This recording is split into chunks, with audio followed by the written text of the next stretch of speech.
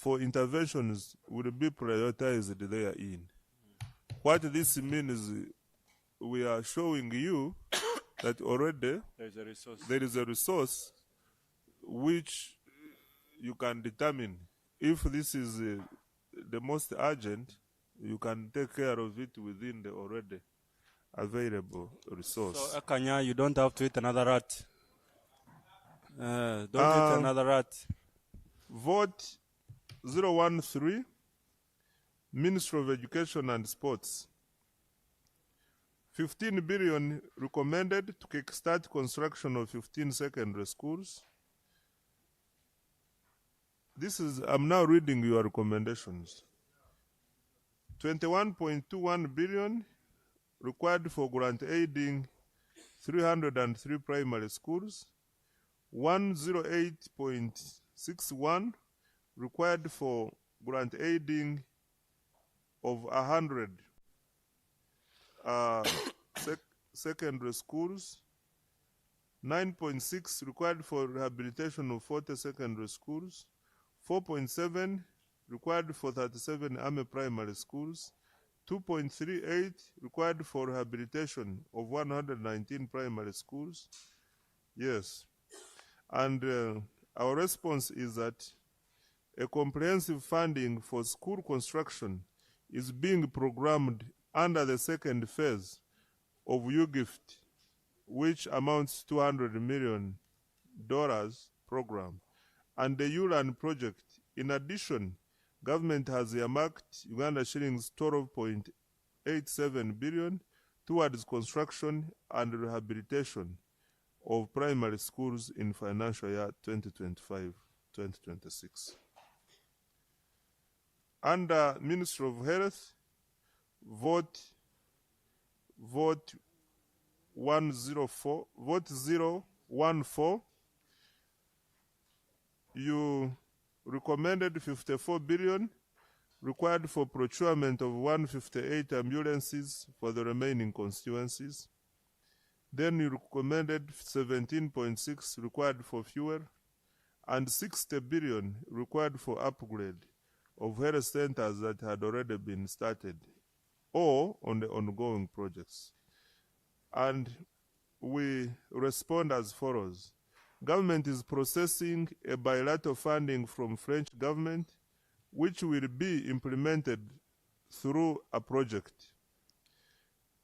Then 17 will be considered when this project matures and the ambulances are available. Then on 60 billion for upgrade, we have recommended 50%, which is 30 billion, has now been provided in the agenda for upgrade of health centers that had already been started or are ongoing projects. That is something. That's great. Thank you. Under Ministry of Works and Transport, vote 016,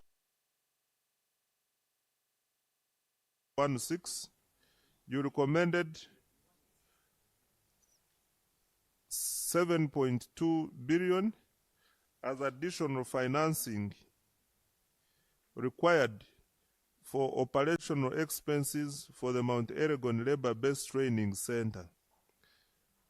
Our response is the allocation to MELTC has increased from 1.4 billion in financial year 24-25 to 4.165 billion in 25-26. The figure will further be increased over the medium term. In other words, out of the 7, we have provided 3 billion. That's okay. Under Ministry of Gender, Labor and Social Development, 7, you recommended 7 billion required for Juakali program and has been provided 3 billion in financial year 2025-6 against the required 18, leaving the funding gap of 15.6 billion. Government has provided 3 billion for the program in the budget for financial year 2025-6, and additional funding will be considered in the phased approach over the medium term. DB, you can check for me whether this is it out of the 7 have we provided? Confirm that for clarity. No, under Jua Kali. Just check for me. Vote 019, Ministry of Water and Environment.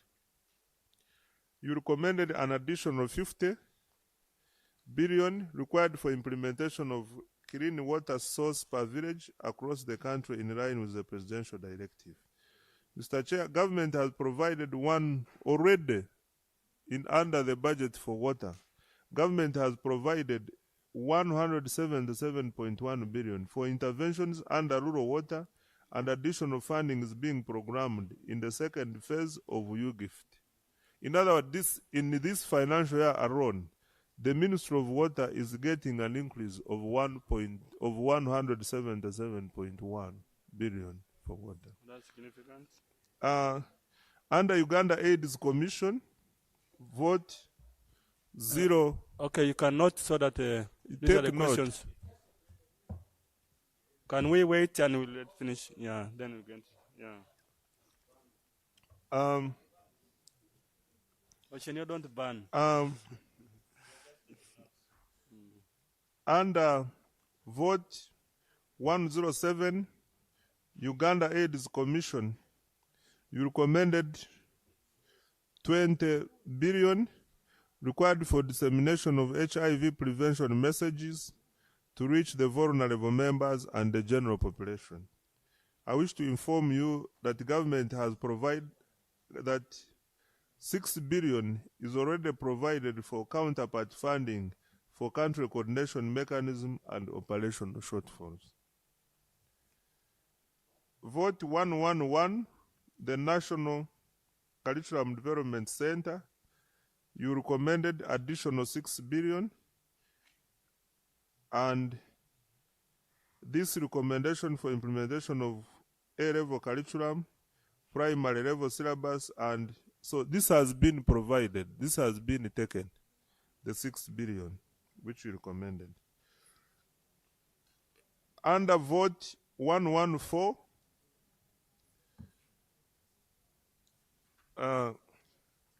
the chair of health has stepped out. This is good news for him. Uganda Cancer Institute, you recommended additional 62 billion required for nuclear medicine, stroke, positron emissions tomography, PET. And I wish to inform you that all the funding, all the 62 billion requested has been provided in the core agenda. Vote 124, Equal Opportunities Commission. You recommended 3 billion, and this will be considered in the medium term.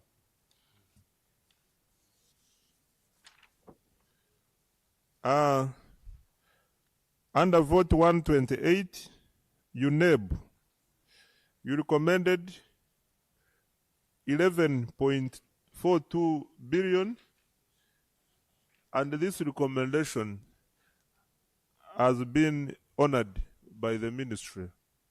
So 11.42 has been provided to UNEB. Under vote 133, Directorate of Public Prosecution, you recommended 5.6 billion required for recruitment of staff with the aim of increasing scope of criminal prosecution, and we have managed to provide 3 billion now, and the difference will be provided in the subsequent financial year. Vote 310, under Lira University, you recommended 24.4 billion required for expansion of teaching hospital for specialized services, and 5 billion for construction of perimeter fence. Out of this, 3.59 billion has been provided to Lira University as NTR and additional funding to be considered over the medium term. So they have additional funding under the NTR which they can determine how to use, especially the fence can be taken care of under this. Various votes, local government, you recommended 16 billion for sub-counties. A number of these have been considered under the traditional grant, and those which will miss out, we shall continue to provide even in the subsequent years. Mr. Chair, also important to note is that there are other commitments by the Ministry of Finance. When I came here, you raised a number of issues where we made commitments, but the most important one is under the Parliamentary Commission, which had a shortfall of 111.7 billion. I wish to inform the committee that this has been fully provided. Among many others. The compensation of land for Buganda Kingdom. That was a big issue. Buganda Kingdom, we are providing 38.5 billion, and we shall spread this in 4 financial years. Maybe I take you through the whole list so that you appreciate. We have Kampiringisa, Mpigi Intracom Fertilizer Factory. We are providing 80 billion to offtake. This is an offtake for fertilizers. And we have transmission line for Buroba to Kampiringisa, 24 billion. We have Kirinka factory in Karamoja. We are providing 7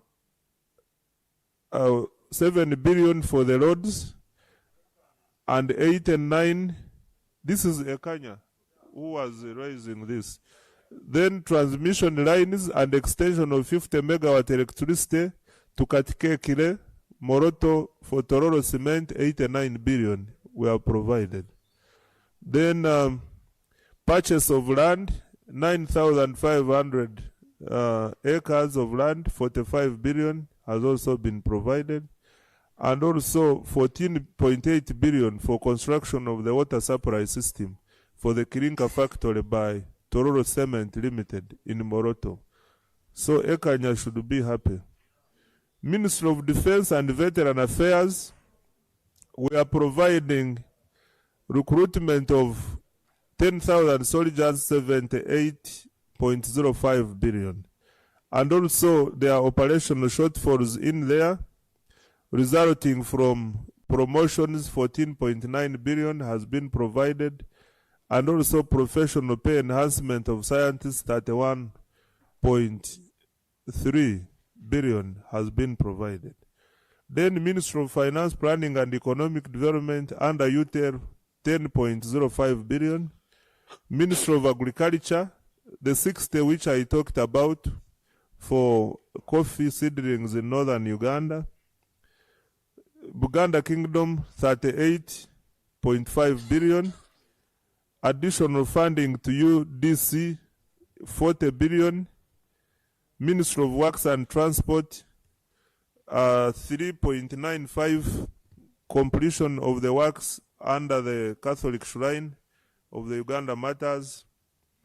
Ministry of Energy, transmission line for Simba Cement Factory, 17 billion. National Information Technology Authority, 20 billion for development of super app that integrates government and public internet-based services.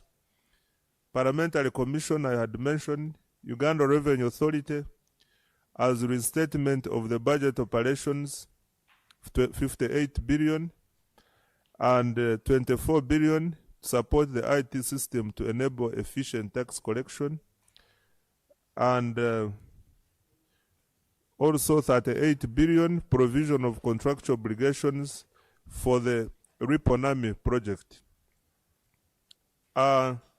Internal security organization 0.53 billion as a shortfall in the capital expenditure, and various MDAs and local governments together with Auditor General. DB, you will confirm to me, the MP for Cavalry is there. You will confirm to me whether the issue is going to be addressed under here. I remember giving it to you. Under the shortfalls on pension and gratuity arising out of Auditor Generals. Yes. So, Mr. Chair, I submit. Yeah, you want to allow, there were clarifications of issues. I think we'll want to continue your clarifications. You asked the Mr. Chair, PSST to... I think for us to flow properly, with this submission, members can raise additional issues, then we respond at once. Yeah. Okay. If it pleases you, Chair. Yeah, that's great. Okay. Thank you, colleagues. Those were the responses to a number of issues that were raised by members. Members, if you note, I was just doing the calculations on Annex 4, which the other one is generically to clarify the technical issues for our report and for the House. But on Annex 4, you note that commitments by the ministry itself, the requests the ministry were to the tune of 1.034 trillion, and they were able to give a generous 919.1 billion. But they were so, that is about 88.8%, nearly 89%. Honorable Minister, when you go to members' requests in Part B, it was about the same amount, about 1.6, quite big. And you were not being very generous, despite being strategic. Yeah, you are very strategic. For example, you will see from how you handle education, how you handle the pet center, health. That's quite something that's going to impact the different sectors. But we thought you've not been as generous as you were to yourselves. Colleagues, yes. Chairman, I thought you were sharing. Can I yield the floor? So the floor is open, members. Be very brief. We have allowed the minister to... Thank you, Chairman. I want to thank the minister. I think this one of the meeting the Minister of Finance has taken serious. And the PSST... Mr. Chairman, I want to thank you very much. You have taken this meeting very serious, more than any other. You have come with the entire head of departments in the Ministry of Finance. And I want to thank you, gentlemen, when you come here, that shows. And there are ladies. So I want to thank you very much. Secondly, there are issues that we need to agree. Issues of PDM. It is unfair that you leave out over 100 parishes where elections were conducted. It was gazetted by the Minister of Local Government. It's part of the compendium of the parishes that Minister of Local Government submitted. The error, Mr. Chairman, I've done investigation. When Minister of Finance requested Minister of Local Government to make submission, Minister of Finance was concerned about the list being inflated. They wrote to local governments. Local governments submitted the list. the technical officers in Ministry of Finance, while they were entering the data, erroneously left out about 100 parishes. And we have raised this issue. Ministry of Finance seems to be adamant. And these are parishes where we come from. The last time we discussed this matter in Parliament, the minister said those parishes should go back. Honorable Minister, in your place, you have the means. You can tell them to go back. But under the table, you give them yoga. Under the table, you give them other wealth creation fund. But in my parish, where I come from, where the vice president comes from, where the speaker comes from, I have the book. Those are the parishes approved by Electoral Commission, Minister of Local Government. Honorable Minister, I just want you to be fair to these people in the villages. And we provide for resource for these few parishes that were erroneously left out by the technical people. Secondly, the issue you have raised about Tororo Cement, Simba Cement, those factories are based in Tororo, and we are happy because they pay some ground rent and so forth. But Geoffrey Ekanya has no association with any of them because colleagues were looking at me as if I'm a shareholder. The factory being supported, Tororo Cement being supported to expand its operation in Moroto is a good project because for us as citizens of Tororo and Uganda, we have been paying a lot of cost of maintenance of road from Moroto, from Bale to Tororo. Heavy trucks carrying heavy load, violating axle system. So to me, it is proper that government is extending grant to these companies so that they put the factory in Moroto and they employ my uncles and we reduce carrying heavy loads on Tororo, and the saving on the road is much. This contribution is not higher than the saving on the road. So it is a good project, and I want to thank you very much. Finally, the request for the standard gauge land for acquisition of industrial park and processing facility for Tororo is not part of the standard gauge project. Honorable Minister, kindly and instigate this. The initial design of the standard gauge, it had industrial facility along the corridor from Kampala up to Tororo. While during the contract negotiation with Yap Mackenzie, the component of industrial processing facility were removed. And that was, it was agreed that the project of industrial facility should be left for private sector. If we do not have land in Tororo, which will handle logistical hub, industrial processing, silos, and so forth, the standard gauge project will be like any other white elephant, like the Mombasa, Nairobi Road, and others. Honorable, Mr. Chairman, please, I'm concluding with this one. Please, let's give you other one, at least a minute, be specific. So my request... No, that will be another speech. Yes, Mr. Chairman, my request, therefore, is that we provide for this resource under Ministry of Land to acquire land in Tororo for industrial processing facility. The standard gauge will benefit in terms of economy of scale. You would have gone there, but you did something else. Okay, Honorable Musa Queer, Honorable Aleper Moses. Can go, come. Thank you very much, Chair. Chair, my concern is on vote 013, where the committee made some requests, but there is zero consideration on the seed schools and others outlined here. Chair. Colleagues. Chair, there were schools that were grant-aided by government since 2016. And these schools have been progressing. A case in point is Akora Seed Secondary School within the constituency headquarters of Moroto County in Aleptong District. The students are under tree, government is paying teachers, and when a request is made, there is zero consideration. It's going to be planned in 2025, 2026, something, because there is no allocation. What is the president going to tell people when he's standing on that ground to speak about what he has done? in the last 5 years in education, when in the last 5 years, this school has been under tree and at the constituency headquarters.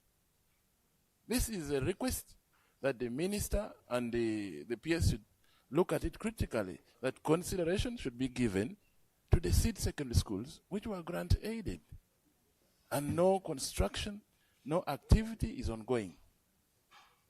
This is a critical area that should be considered, Mr. Chairman. Yes, that is on schools. Honorable Aleper Moses. Yeah, thank you very much, Chair. I just want to raise a few issues. One is on accounting officers. The reason why they have not yet been, according to the response, is they had not accounted for funds. I don't know what other magic they will have after that. They are still making submissions for accounting for funds, having failed when the auditor had established that they had not accounted for funds. At least what I know is, if within 1 month after implementation of an activity, someone has not accounted for funds, where will he or she get this information to support that particular expenditure? Then on domestic areas, you said one strategy or you are going to use is to make sure that either you caution the accounting officers to make sure nothing happens. But we have realized that what causes these domestic areas, you warrant the money, but actually don't release it. And that we have observed it over the past 3 financial years. So you should be talking about you who warrant, not those that actually fail to get the money. Because you warrant but fail to release the money. So either you tell us that one of the strategies you're going to use is to make sure that what you warrant will actually be released, or you don't warrant unless you're sure of what will be released. So that would be a better remedy. The other one is on the outstanding obligation to UTL. You know, something very interesting, and I think requires a lot of interest, is how you can sell UTL and a person who is buying UTL only takes assets and not liabilities. I don't know which type of business practice that is, where you're buying only assets from someone and the obligations are just left like that. So there's a lot of unclear issues pertaining to the sale of UTL. Because when you look at the agreement, that only assets were taken over by the other person, not their liabilities. But you should explain why you have come with this new practice. And then, of course, on recommendations of Parliament and also recommendations by Minister of Finance. I know you are in the serving table.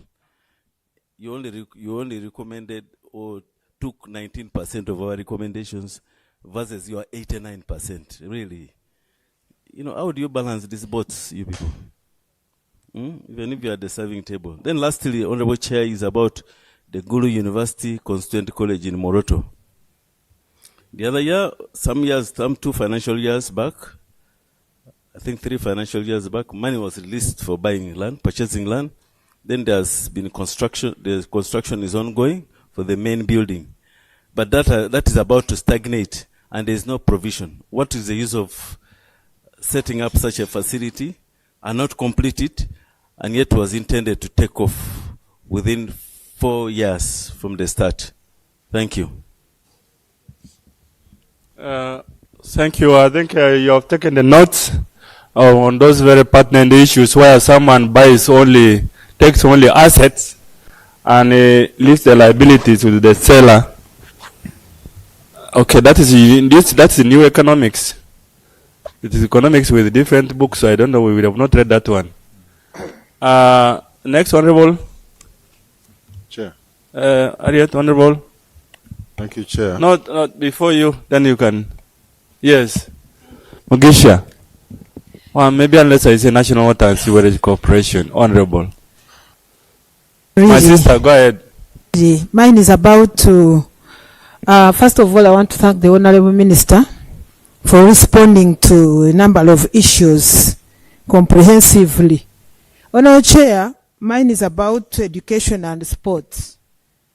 First of all, 2 years ago, there were schools that were taken by government, and one of them is in my district. It is called Chiwona Senior Secondary School.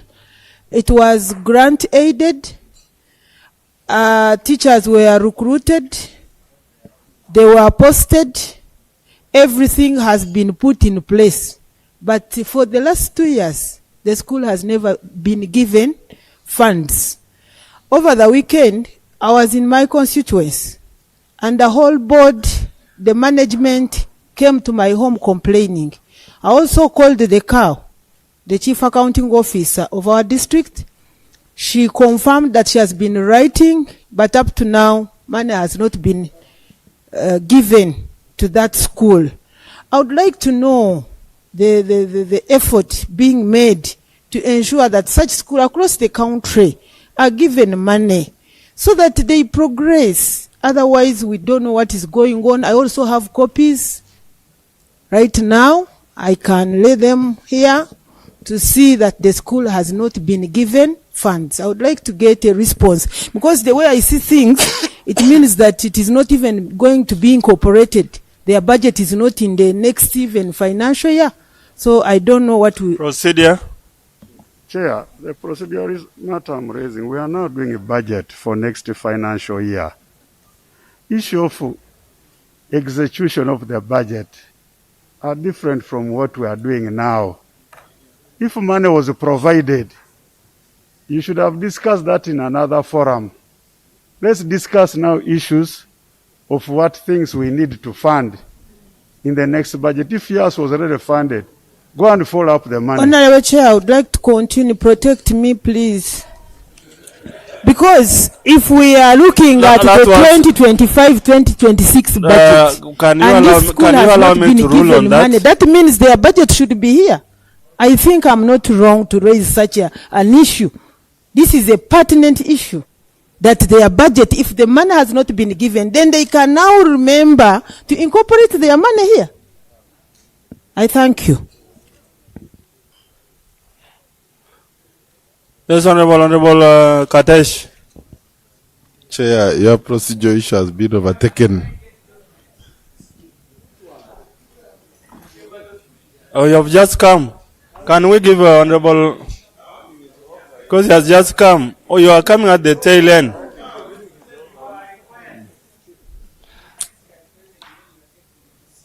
Please come and get Honorable... get my neighbor the documents.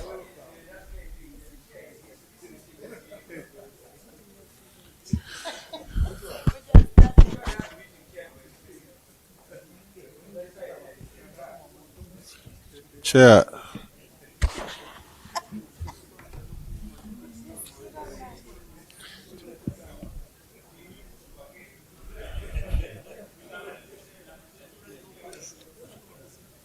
Yes. Chair. Please go ahead, Honorable. Chair. Please, Honorable Katesh. Chair, and... please. We have given you... Haven't you got the documents? Oh, please go ahead.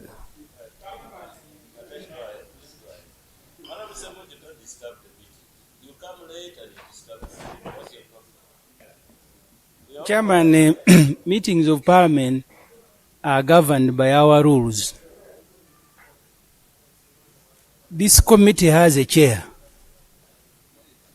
The vice can only chair when the substantive chair is absent. But the vice cannot appropriate another member, the one who is seated next to you. That position is meant to be for a clerk who takes minutes. So if you are in a formal meeting of Parliament, you need to respect the rules. The gentleman there needs to vacate. The chairperson, if he's unable to chair a meeting, he needs to leave immediately. And then you need to have the clerk seated there. Because you can't ask government for rules when the committee is done. And you have no option. That's what the rules say. Honorable, This is free sitting. My colleague is sitting here freely, and he should not be disturbed. Please, thank you. Honorable Katesh, go ahead.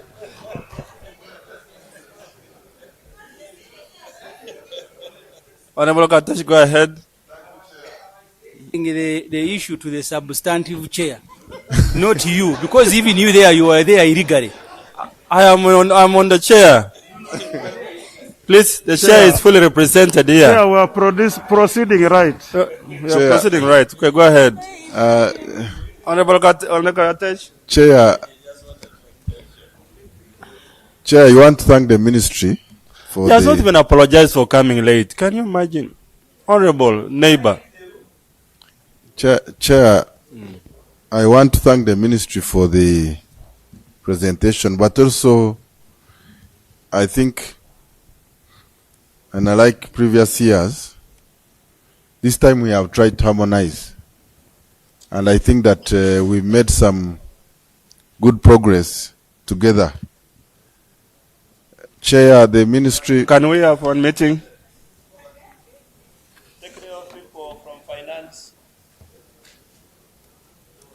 I just have 3 issues which I wanted the ministry to take note of. The first one is on the wealth funds, page 5. Of course, this is the money that has gone down into our people. And my major question to government is whether there is an attempt to document or quantify return on investment across. I know you always produce so many reports. So I would like to know whether at the end of the year or after 2 years there will be some kind of report that shows quantitatively and qualitatively the return on investment on these wealth funds, because they are going directly into the people. We are accounting for disbursement, but we want to see now the success story at the end. How does it qualitatively and quantitatively stand out? The second issue, Chair, is on page 11, the issue of areas. We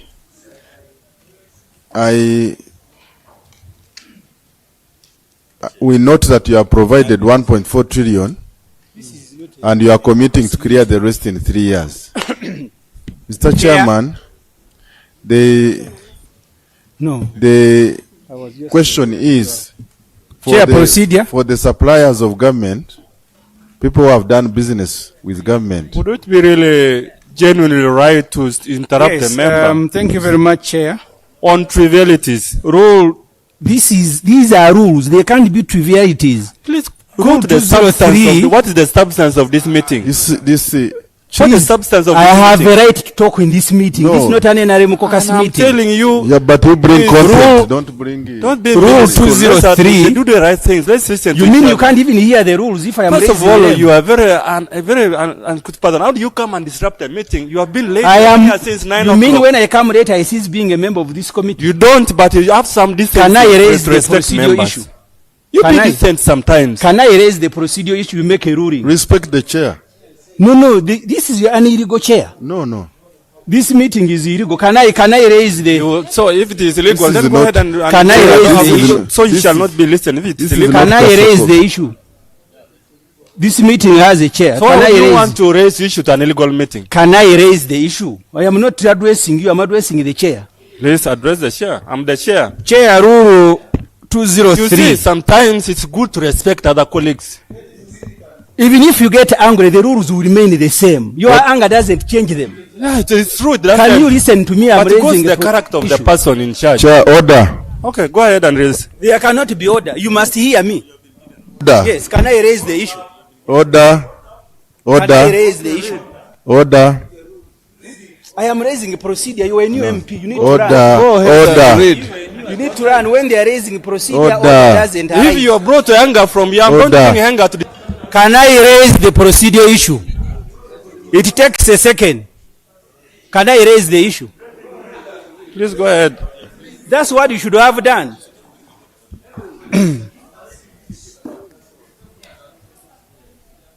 Chairman of the committee, I want to draw your attention to Rule 203.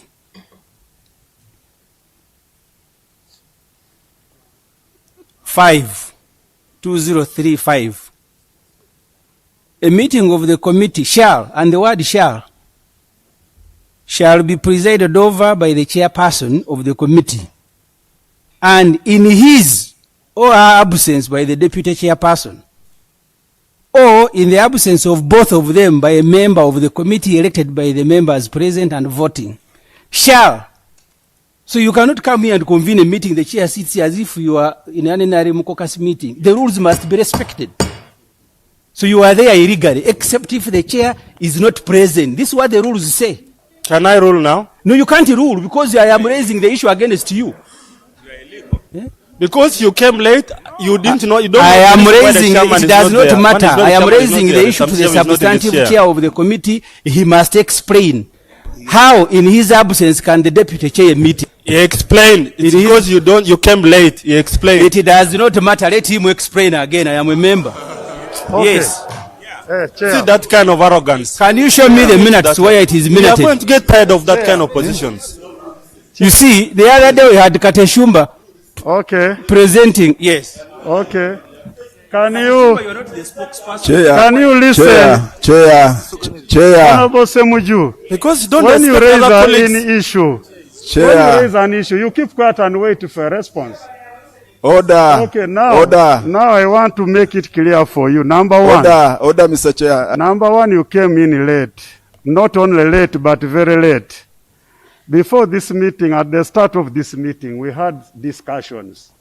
You cannot demand for minutes of a meeting now, which is ongoing. It is totally not there.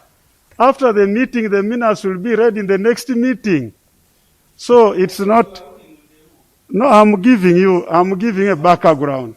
So as far as we are concerned here, the names of the chairperson you want to be on the chair, the chairperson is absent.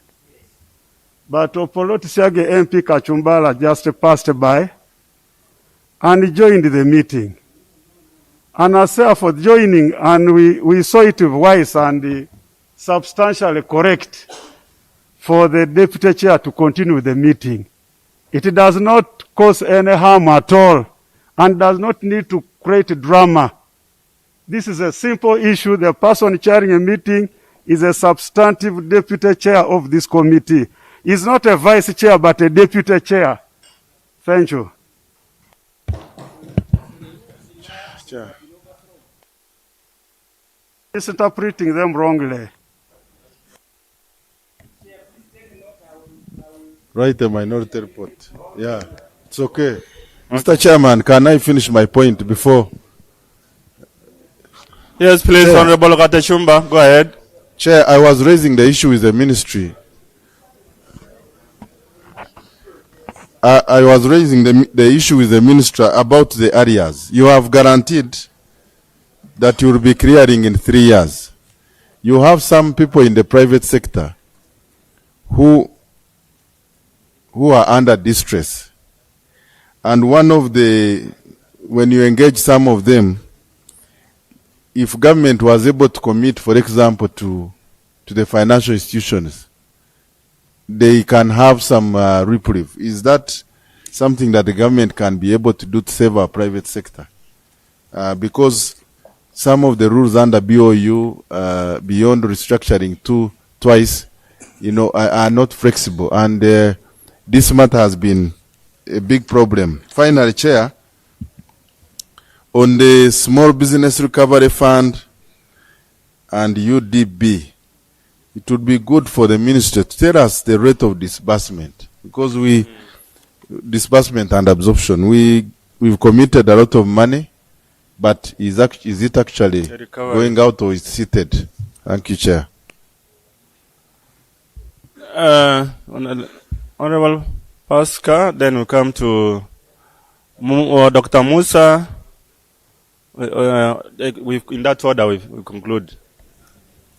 Thank you, Honorable Chair, and the Minister for the... Let's be brief, then... for the so that we can allow our report. team to make a response. Chair, mine is not much. I want to only get clarification from the minister in regards to the parishes, just like the honorable colleague was raising, parishes which were captured in the newly created administrative unit, and they are not being funded money for PDM.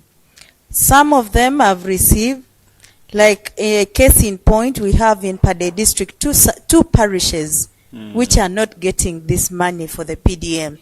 What do they have in mind and in consideration for these parishes? As we are going for elections, it's very important we get clear clarification from the minister so that we are supposed to support our people, get to know what belongs to them.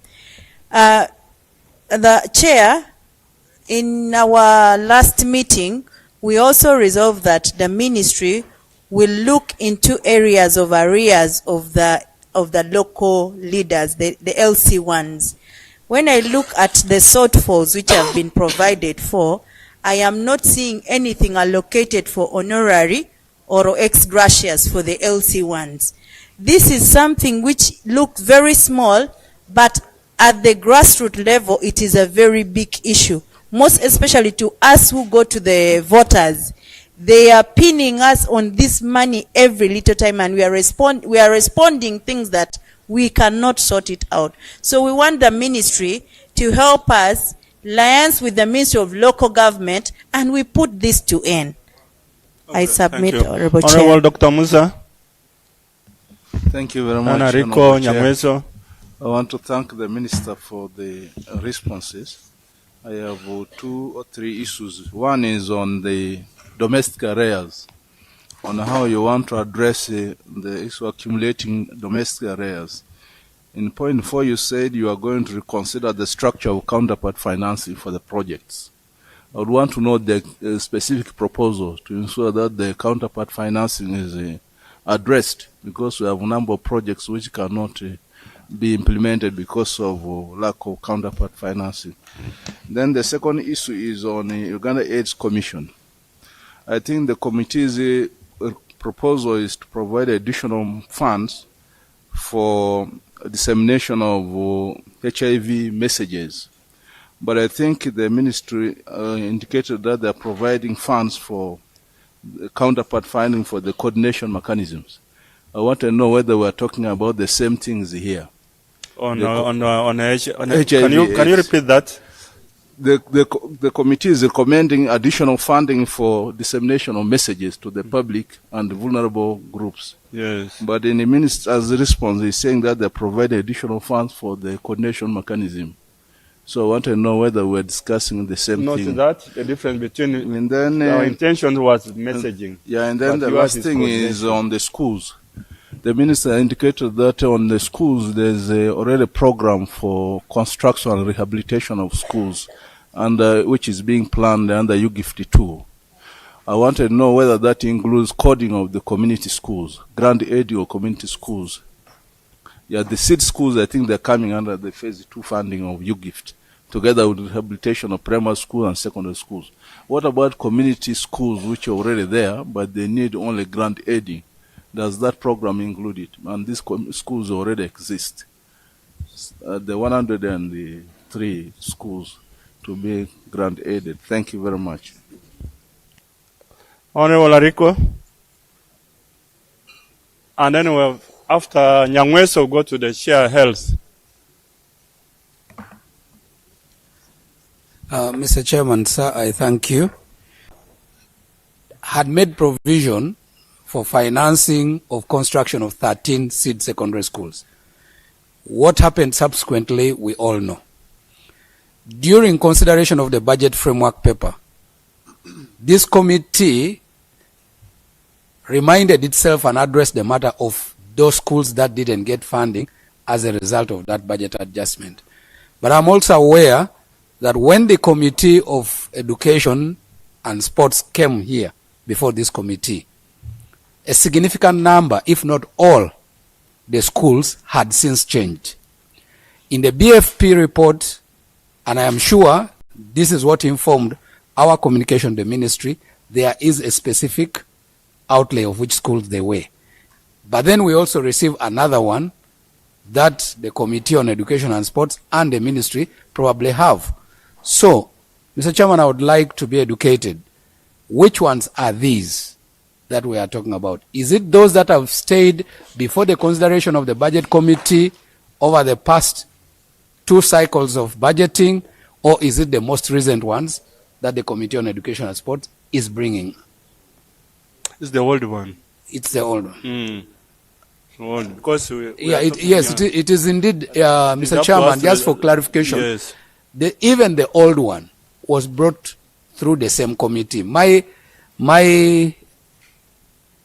request the for decision of the committee then on receiving the new additional ones was that let's first sort what came many years ago. I was not even a deputy chair then. I thank so you, let's Mr. sort out as if we put one new on board. I am happy, Mr. Like Chairman. that. You say so. I would like to also enjoin the ministry, if that is what it is, to affirm what you're saying. Because after this meeting, it could be a different thing from Minister of Finance, Planning and Economic Development.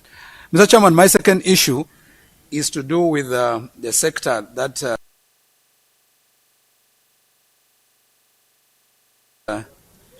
I chair in my different capacity, water and environment.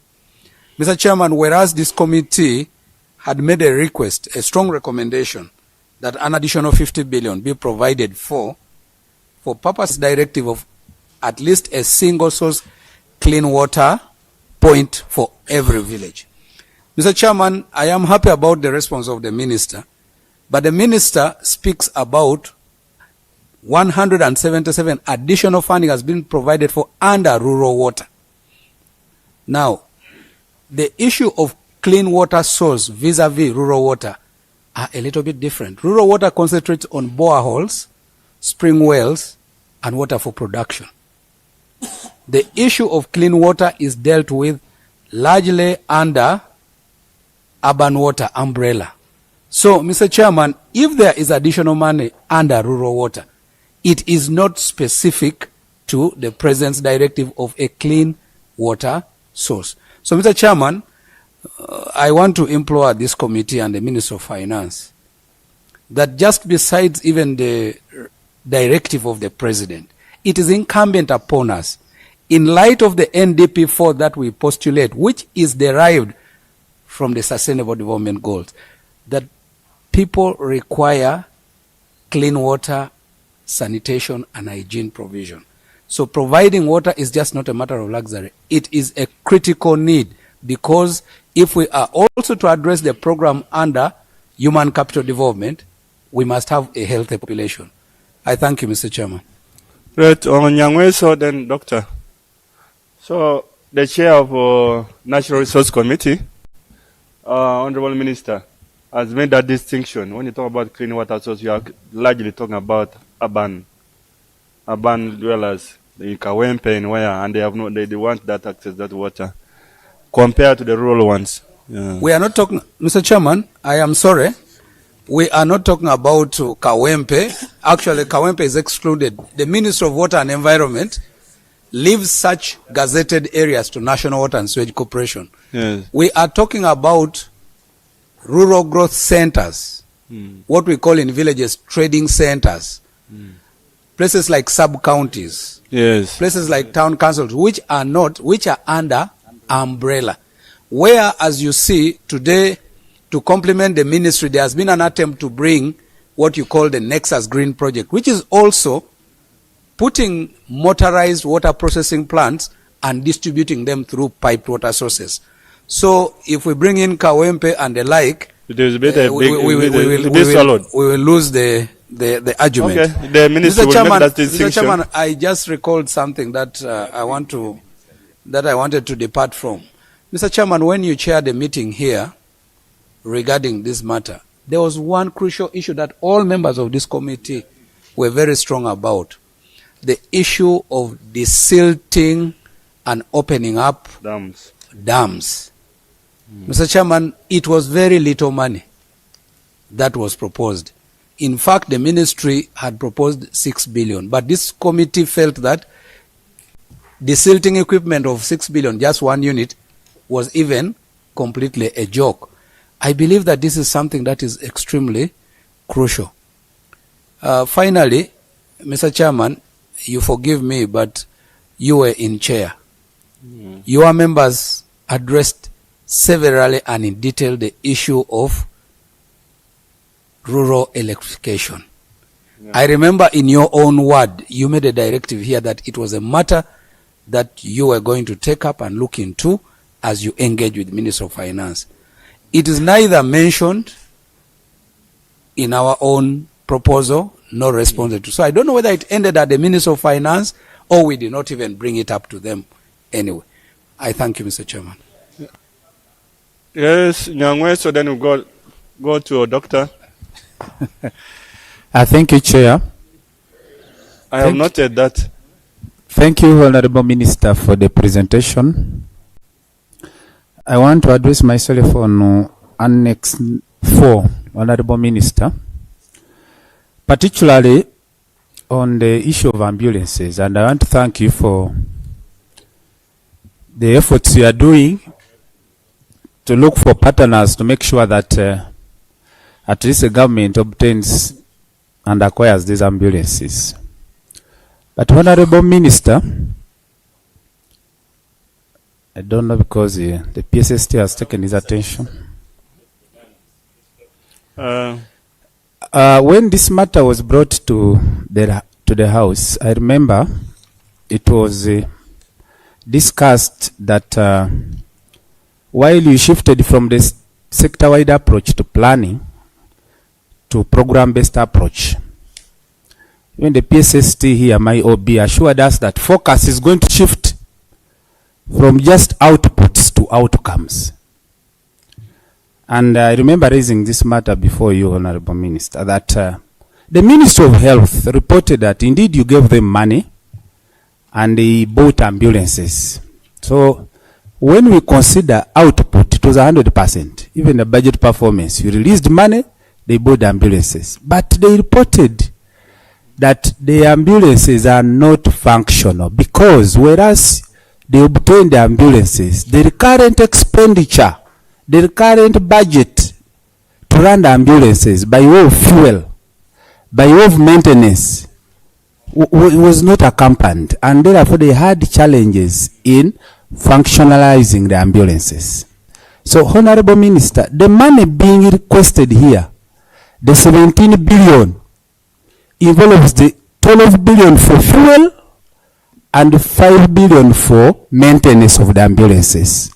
However, in your response, you mean to report that the fuel was meant for the ambulances which you have deferred to buy in the project which you have proposed, whereas the money required here is to run the current fleet. Honorable Minister, you and us, and I'm sure some of these civil servants here, have been victims of buying fuel in the government ambulances. So we are just requesting, the ministry requested to run the current fleet, give them some fuel to match with the budget you gave them to buy vehicles. So they cannot fully functionalize the vehicles. When they break down, the districts can't maintain the vehicles because these vehicles are placed under counties. Counties have no administrative budget. So the budget still runs to the ministry to buy the spares and so forth. So the money, the 17 billion, is not for the future ambulances which you had proposed, which you have deferred for the next project. So I request, even if this money is not availed, at least half of it for them to run, for the ministry to run the current fleet. Thank you. Thank you. Thank you. Put well that point. Doctor, we conclude. We have plenary, and the same minister we need at plenary. Thank you, Chair. Also, I would like to appreciate the minister for his presentation. When we go to Annex 4 on vote 014, that's under the Ministry of Health, they have provided some 30 billion for upgrade of health centers. But there are some unique projects which are under the regional hospitals, like Hoima Regional Hospital. They had been promised to construct a maternal child health That was 2020-2023. And what was done was that they demolished the old wards. So now the patients are in makeshift wards. In fact, some of them are under tents. And what had been provided was around 1.15 billion, which could not even start the foundation. So our proposal was, if we can get some little funds, at least because the complex is 6th floor, but if we can get some funds, at least we construct a ground floor. It would be okay. Otherwise, the patients, mothers, that's pediatric. There is no pediatric ward. There is no gynae ward. We have just been, in fact, they are internally displaced within the hospital. So our request was, if we can get some funds, that is for the ground floor, then others can be done later. It's just my humble request. Thank you. I will go and then you conclude. Thank you, Chair. For me, I'm here, although somebody might jump on me, but I would like to thank also the ministry for the interventions, being taken, and mostly trying to match the budget, as recommended with the NDP 4. However, there is only one small thing I want to say. I am sure in a budget you can't do everything in one financial year, but you take note of some critical issues so that in the following year you handle them. Now, there is where you have handled the issue of contingency fund. Why can't we for the first time be accurate to the law? If it says 0.5%, you are calculating at 171 billion. Why should we fight to make sure we don't have that, and you are trying to have it at 169? Why can't you direct a budget rest that matter by just additional 1-point-something billion, and you are counted to be accurate in that for the first time? For me, another matter I would like to raise is I want to support Honorable Nyangweso. Government gave out ambulances to some constituencies. I thank you for following up to look for money to support the procurement of ambulances for other constituencies. Personally, my constituency got one. But the problem with these ambulances is there is no money to operate the ambulance. There is no fuel.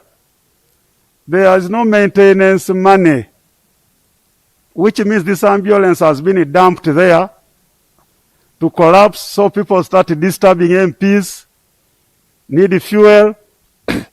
The operator of ambulance also starts extorting the wananchi.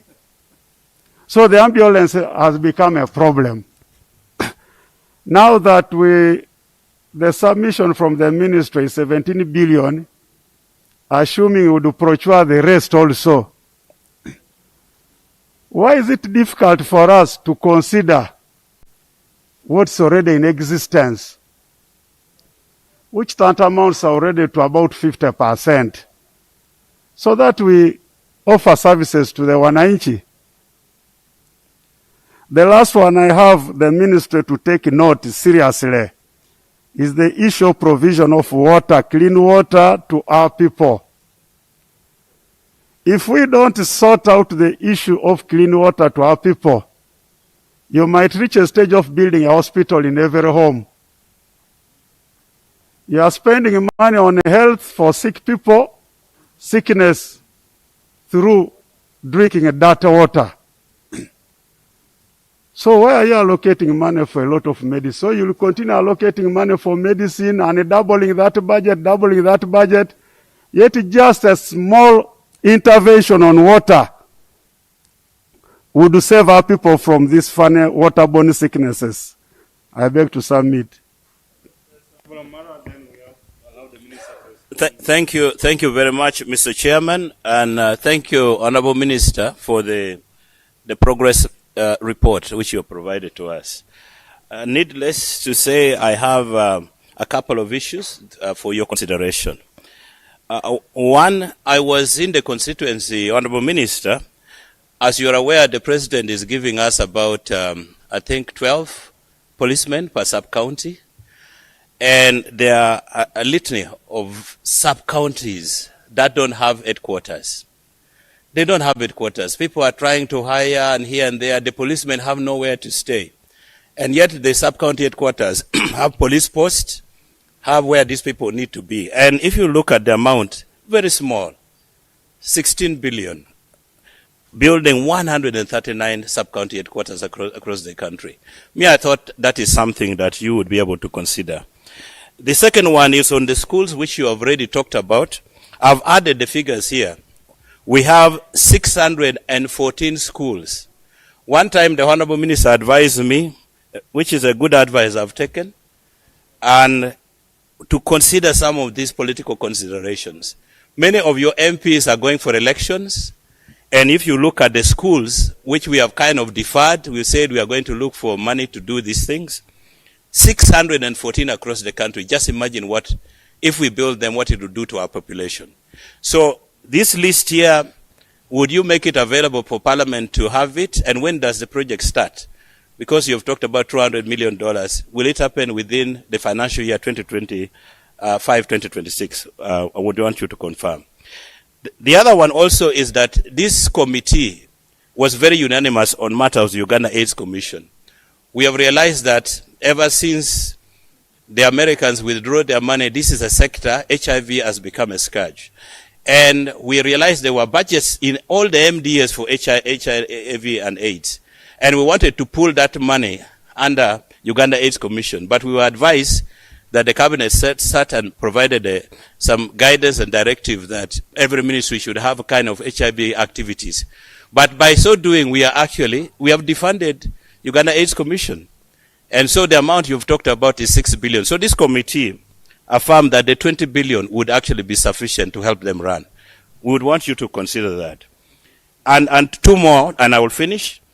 Oil seeds, we have 111 factories in Uganda producing either sunflower cooking oil or any kind of cooking oil here. But currently, we don't have grains.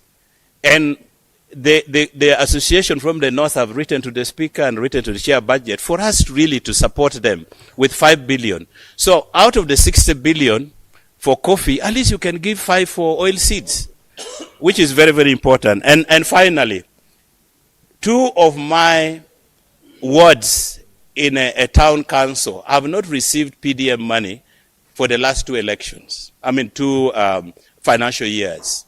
And now this is going to be the 3rd. They have not received. And these are government structures like Honorable Kanya has talked about. Why do you guys give us problems? They're actually saying we are the ones who have removed that money from them. Can we provide money and provide for these parishes and what? Thank you, Uncle. It was not you, Honorable. It was our colleague there. You are my uncle. Please.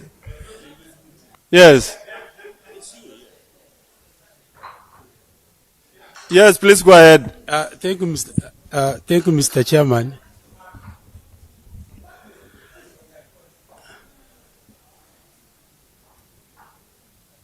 Thank you, Mr. Chairman. Chair, Mr. Chairman, I sit on the Committee of Education and Sports, and I want to raise 2 issues, Mr. Chairman. Mr. Chairman, I think early last year, the President wrote a letter to all members of Parliament about the NRM approach on mass line. The same President, when he came for PDM tour in Ankole region, Mr. Chairman, the President was not happy with the leaders who sabotage government programs. And the President was emphasizing free education for all Ugandans. Chair, now, when you look at the budget, and I want the Minister to pay attention, there is no money at all for free education.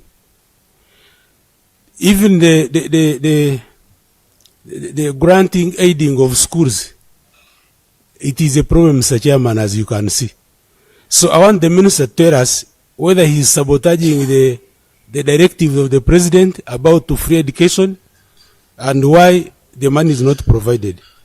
Chair number 2 is about the PTCs and NTCs. A law was made, Chair, and all these were put under unity. And Chair, I remember when we are presenting as a Committee of Education, you are saying which areas can we pick. And we said there is a crisis of training teachers. We are going to have issues with teachers because these PTCs and NTCs are not doing anything since unity is not being financed. So the money for operationalizing unity, Chair, was one of the issues that we raised as a Committee of Education because there is a big crisis as far as the education is concerned. So I want the Minister to tell us, is it a deliberate move that you are sabotaging this sector?